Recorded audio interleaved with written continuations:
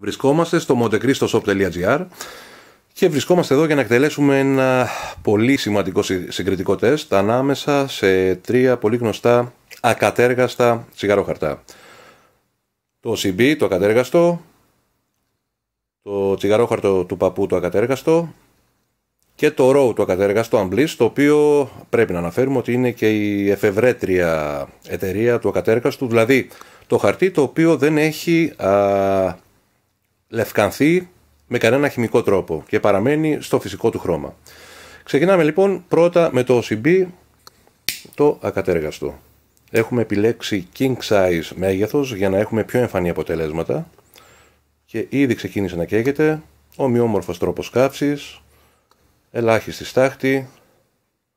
Συνεχίζουμε με το ακατέργαστο του παππού και εδώ έχουμε ομοιόμορφη καύση. Όπως πάντα σε όλα τα τσιγαρόχαρτα η κόλλα είναι αυτή που ξεχωρίζει. Συνεχίζουμε με το RAW.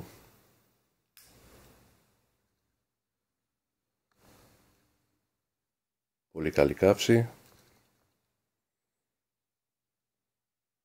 Μάλιστα.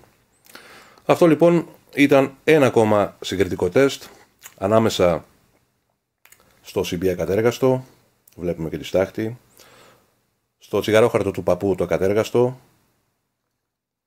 και στο RAW το ακατέργαστο. Τα συμπεράσματα δικά σας.